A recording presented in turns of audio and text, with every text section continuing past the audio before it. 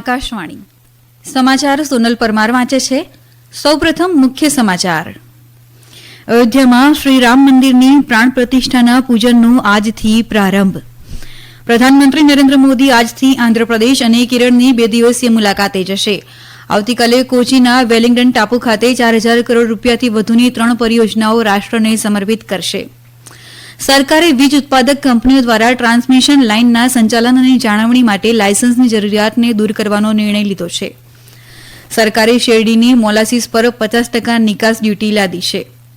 India open badminton ટુર્નામેન્ટમાં પુરૂષ સિંગલ્સના પ્રથમ રાઉન્ડમાં એચ.એસ. પ્રણોઈએ જીત સાથે શરૂઆત કરી. સમાચાર વિગતવાર.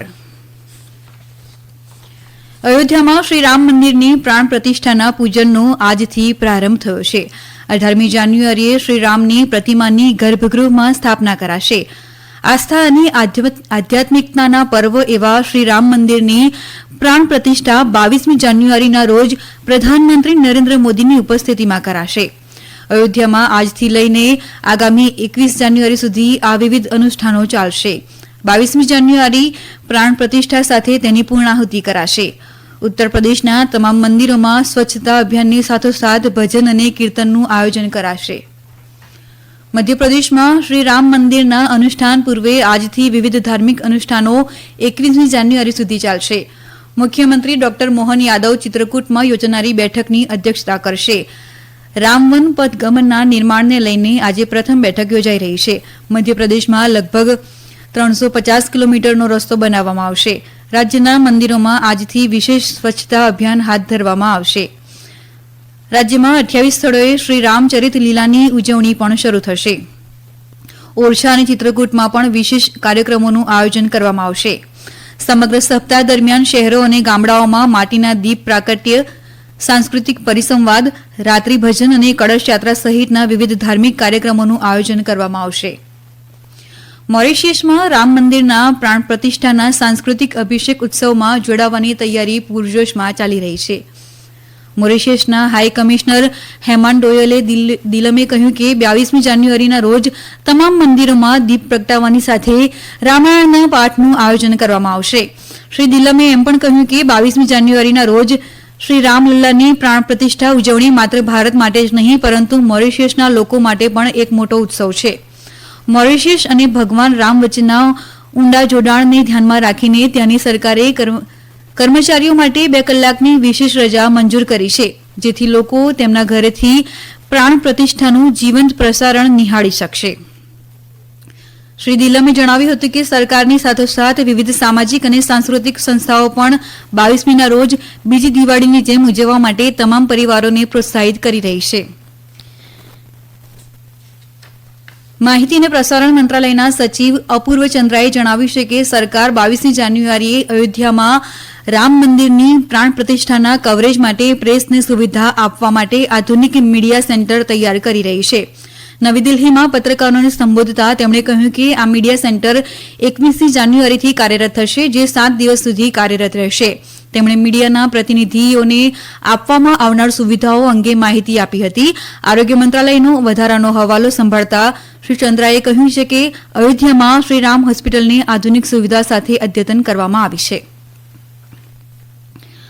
માહિતી અને પ્રસારણ મંત્રી અનુરાગસિંહ ઠાકુરે લોકોને તેમની આસપાસના વિસ્તારો અને ધાર્મિક સ્થળોને સ્વચ્છ રાખવા અપીલ કરી છે. પ્રધાનમંત્રીના સ્વચ્છ તીર્થ અભિયાનમાં ભાગ લેતા શ્રી ઠાકુરે આજે નવી દિલ્હીમાં કનોટ પ્લેસના હનુમાન મંદિર સંકુલમાં સ્વચ્છતા અભિયાન હાથ ધર્યું હતું. શ્રી ઠાકુરે કહ્યું કે અયોધ્યામાં રામલલ્લાની પ્રાણ પ્રતિષ્ઠા પહેલા સમગ્ર ભારતમાં ભક્તિની લહેર છવાઈ ગઈ છે. દેશમાં ભાઈચારો, ભક્તિ અને સૌહાર્દની લાગણી સતત વધતી રહે તેવી આશા તેમણે વ્યક્ત કરી હતી. પ્રધાનમંત્રી નરેન્દ્ર મોદી આજથી આંધ્રપ્રદેશ અને કેરળની 2 દિવસીય મુલાકાતે જશે. તેઓ આંધ્રપ્રદેશમાં national academy of customs, indirect taxes and નાર્કોટિક્સના નવા પરિસરનું ઉદઘાટન કરશે. શ્રી મોદી ભારતીય મહેસૂલ સેવાની 74મી અને 75મી બેચના તાલીમાર્થી અધિકારીઓ અને ભૂટાનની રોયલ સિવિલ સર્વિસીસના તાલીમાર્થી અધિકારીઓ સાથે વાર્તાલાપ કરશે. પ્રધાનમંત્રી સાંજે કોચી પહોંચશે અને ત્યાંથી એર્નાકુલમ જતા મહારાજા કોલેજ ગ્રાઉન્ડથી સરકારી અતિથિ ગૃહ સુધી રોડ શો કરશે. આવતીકાલે શ્રી મોદી થ્રીસુર જિલ્લામાં ગુરુવાયુર મંદિર અને શ્રી રામાસામી મંદિરમાં પૂજા અને દર્શન કરશે. તેઓ કોચીના વેલિંગડન ટાપુ ખાતે આયોજિત કાર્યક્રમમાં 4,000 કરોડ રૂપિયાથી વધુની 3 પરિયોજનાઓ રાષ્ટ્રને સમર્પિત કરશે. તેઓ કોચીન શિપયાર્ડની નવી ડ્રાય ડોક સુવિધા અને ઇન્ટરનેશનલ શિપ રિપેર સુવિધા અને ઇન્ડિયન ઓઇલ કોર્પોરેશનના એલપીજી ઇમ્પોર્ટ ટર્મિનલનું ઉદઘાટન કરશે, જેનાથી બંદરો, શિપિંગ અને જળમાર્ગ ક્ષેત્રને પ્રોત્સાહન મળશે. ત્યારબાદ શ્રી મોદી મરીન ડ્રાઇવ ખાતે ભાજપ શક્તિ કેન્દ્રના પ્રભારીઓની બેઠકને સંબોધશે. આ સમાચાર આપ આકાશવાણી પરથી સાંભળી રહ્યા છો. સરકારે વીજ ઉત્પાદક કંપનીઓ દ્વારા ટ્રાન્સમિશન લાઇનના સંચાલન અને જાળવણી માટે લાયસન્સની જરૂરિયાતને દૂર કરવાનો નિર્ણય લીધો છે. કેન્દ્રીય ઉર્જા મંત્રી આર.કે. સિંઘે જણાવ્યું હતું કે આનાથી વીજ કંપનીઓ માટે વ્યવસાય કરવાનું સરળ બનશે અને ઔદ્યોગિક વિકાસ થશે અને વધુ રોજગારી ઉભી થશે. શ્રી આર.કે. સિંહે નવી દિલ્હીમાં વીજળી સુધારા નિયમો 2024 વિશે માહિતી આપી હતી. તેમણે કહ્યું કે સરકારના પ્રયાસોને કારણે વીજ વિતરણ કંપનીઓને ખોટ 2014માં 27%થી ઘટીને 2022-23માં 15.41% થઈ ગઈ છે. તેમણે કહ્યું કે 2014થી અત્યાર સુધી વીજળી ક્ષેત્રમાં લગભગ 16,93,000 કરોડ રૂપિયાનું રોકાણ કરવામાં આવ્યું છે. શ્રી આર.કે. સિંહે કહ્યું કે ભારતની વીજ ઉત્પાદન ક્ષમતા વર્તમાન અંદાજે 428 ગીગાવોટથી વધીને 2030 સુધીમાં 800 ગીગાવોટથી વધુ થશે. સરકારે શેરડીની મોલાસીસ પર 50% નિકાસ ડ્યુટી લાદી છે. મોલાસીસ એ શેરડીનું આડપેદાશ છે, જેનો ઉપયોગ આલ્કોહોલના ઉત્પાદનમાં થાય છે. કેન્દ્રીય નાણાં મંત્રાલયે આના પર નિકાસ ડ્યુટી લાદવા અંગેનું એક જાહેરનામું બહાર પાડ્યું છે, જે ગુરુવારથી અમલમાં આવશે. નિકાસ ડ્યુટી લાદવાનું વ્યૂહાત્મક પગલું લેવામાં આવ્યું છે, જેથી આ સામગ્રીના પુરવઠા અને માંગને નિયંત્રિત કરી શકાય અને સ્થાનિક પ્રાપ્યતા સુનિશ્ચિત કરી શકાય. મંત્રાલયે ફૂડ અને રિફાઇન્ડ ખાદ્યતેલ પર આયાત જકાત લાદી છે. વર્તમાન રાહત દરો પણ 31 માર્ચ 2025 સુધી એક વર્ષ માટે યથાવત રાખવામાં આવ્યા છે. ઇન્ડિયા ઓપન બેડમિન્ટન ટુર્નામેન્ટમાં પુરૂષ સિંગલ્સના પ્રથમ રાઉન્ડમાં એચ.એસ. પ્રણોયે જીત સાથે શરૂઆત કરી. નવી દિલ્હીના કેડી જાધવ ઇન્ડોર સ્ટેડિયમમાં રમાઈ રહેલી મેચના પહેલા રાઉન્ડમાં પુરૂષ સિંગલ્સના એચ.એસ. પ્રણોયે ચીની તાઇપેઈના તિયેન ચેન ચોઉને હરાવ્યો હતો.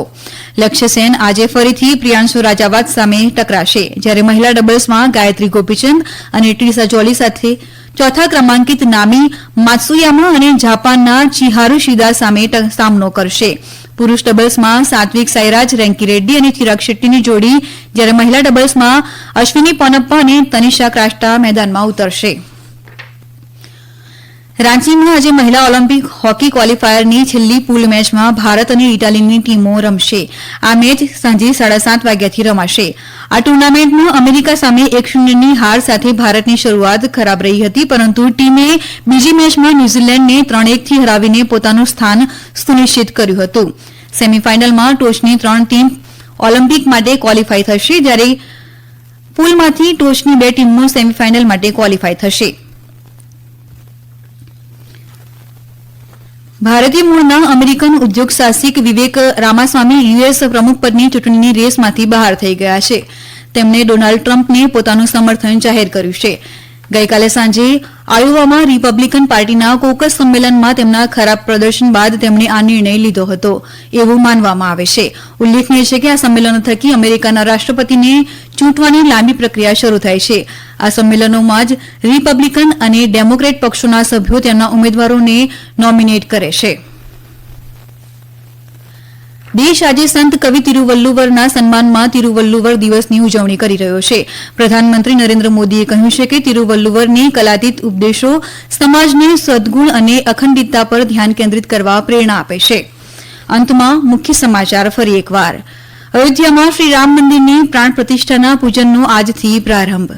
પ્રધાનમંત્રી નરેન્દ્ર મોદી આજથી આંધ્રપ્રદેશ અને કેરળની 2 દિવસીય મુલાકાતે જશે. આવતીકાલે કોચીના વેલિંગડન ટાપુ ખાતે 4,000 કરોડ રૂપિયાથી વધુની 3 પરિયોજનાઓ રાષ્ટ્રને સમર્પિત કરશે. સરકારે વીજ ઉત્પાદક કંપનીઓ દ્વારા ટ્રાન્સમિશન લાઇનના સંચાલન અને જાળવણી માટે લાયસન્સની જરૂરિયાતને દૂર કરવાનો નિર્ણય લીધો છે. સરકારે શેરડીની મોલાસીસ પર 50% નિકાસ ડ્યુટી લાદી છે. ઇન્ડિયા ઓપન બેડમિન્ટન ટુર્નામેન્ટમાં પુરૂષ સિંગલ્સના પ્રથમ રાઉન્ડમાં એચ.એસ. પ્રણોયે જીત સાથે શરૂઆત કરી. આકાશવાણી પરથી સમાચાર પૂરા થયા.